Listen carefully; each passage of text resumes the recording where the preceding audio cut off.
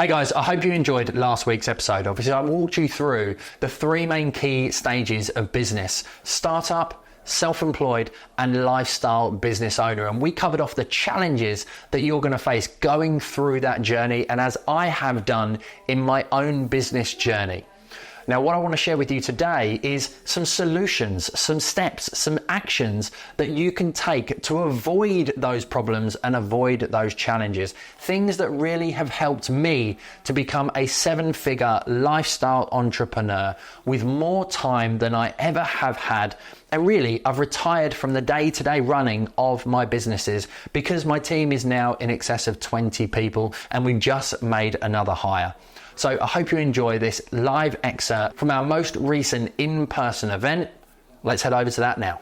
What I was kind of identifying, some of the things to do to move between these journeys. Building your personal brand, I think, is one of the key things. And I know Sabrina says building your personal brand's gone. Matt says building your personal brand is gone.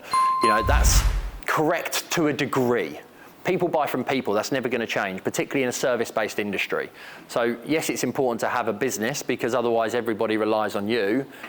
You know, but it's equally important if you have your personal brand and you have your process and your systems laid out, when you turn around to somebody and say, hey, here's how we do business, I have a team and this person's the best person, your personal brand is what sells them on using the business brand. Does that make sense? So that's the important part, I think, that gets missed. So building that is key, particularly in our social media day. Spending money, and I know this is a potential trigger for some, but spending money rather than trying to save it in those phases, you know, there's been points in my journey where credit cards have been fantastic to get you through those sticky situations of investing in the next team member or to do the next marketing campaign. You know, leveraging those, using the bounce back loans when they were around periodically just to get that little boost that you needed. You know, I've always been controlling the controllables from that point of view, and it's not necessarily everybody's way of doing it, but it certainly has been a reason why I've been able to get to the point where I am, because it's one of those that if you go and get that, you're more incentivized to go and make it work and do the hard yards in that sense. So spending money rather than saving it, I think, is key on marketing, on ads, on freelancers, on bookkeeping, because if you invest your time that you save wisely, you're able to grow much quicker. Everyone says, oh yeah, focus on profit. Well, that's great, but fundamentally profit follows revenue. You know, if we get that right and start focusing on number one, then everything else takes care of itself. Going back to the fitness thing that I said this morning, you know, you don't focus on losing weight on the scales, you focus on doing the activities that help you to lose the weight. That's how it works in business as well. So get number one and number two right, and number three takes care of itself. Management accounts to manage your cash, having some kind of cash flow forecast. You've all got access to in the portal the spreadsheet that I've used for absolutely ages and still use today for both businesses, with a little video that takes you through how to leverage it. It's been absolutely key in just keeping a clean eye on the sales that we're doing and where that income is going in the not too distant future. With that kind of model, you can really start to get a clear idea of when to recruit, when to spend your money, and not be in total fear. Simple systemization. Who's got a system at the moment? Just by a nice high show of hands so I can see. Okay.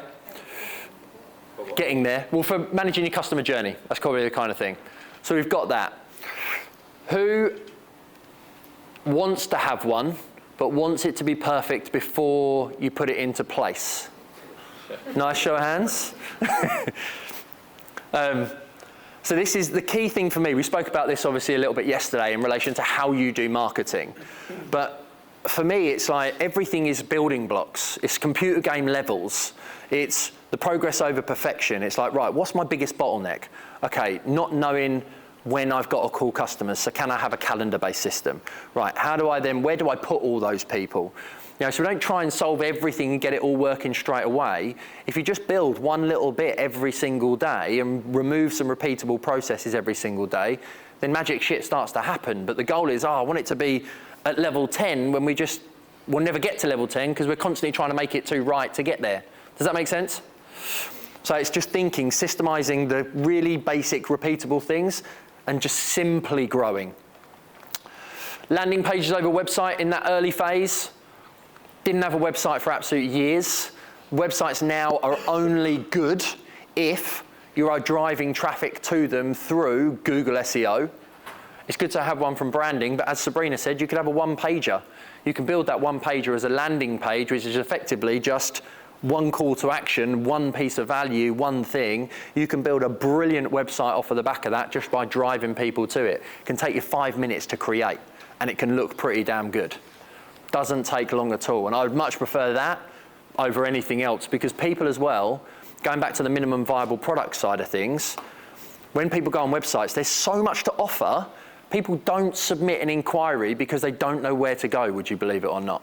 Like, they just get lost in this maze, which is your website, when in actual fact, keeping it simple and just driving people to one place that gives them one solution when they've got one problem increases the conversion highly.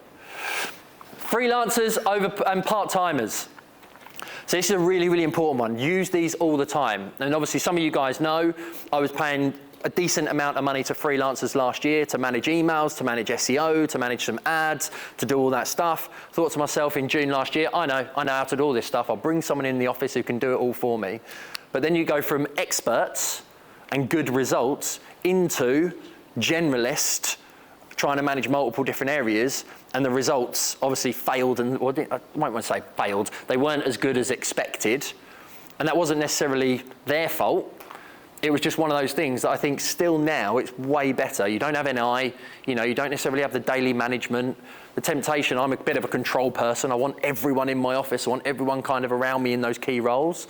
But using freelancers or even part-timers and having them in the office is such a good, simple way to grow and to get yourself some time back.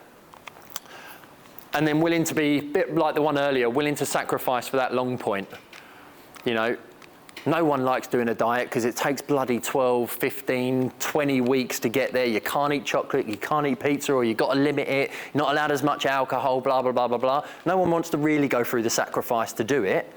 And that's the key thing, is it's like in business, we have to sacrifice time or money. Everything costs you one or the other. It might cost you sleep in order to create that extra time.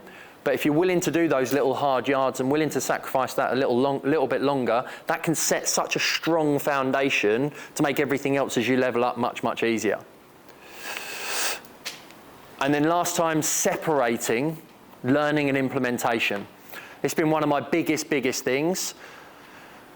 Learning and implementing at the same time is really difficult. It's really, really difficult. You almost have to go through a phase of learning and then a phase of implementing what you've learned. It's quite difficult to do them both at the same time. It's like, has anyone watched Stranger Things? Quick show of hands who's watched Stranger Things? So I saw the show at the weekend in London. Go and I highly recommend it. If you can get tickets, go and watch it, because it's basically everything up to the series. But when we were watching that at the weekend, we've started to watch the series again. And obviously it's quite confusing, isn't it? Because it's a bit like Game of Thrones. It fucking jumps back left, right and centre. You have to watch 15 episodes before it all makes sense and everything else. But now we're watching it again. There's so many different aha moments because we've seen the plot, we've seen the story, we've been through the journey already once.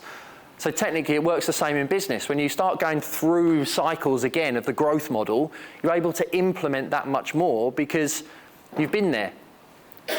When you go on holiday, does the first half go quicker or the second half go quicker?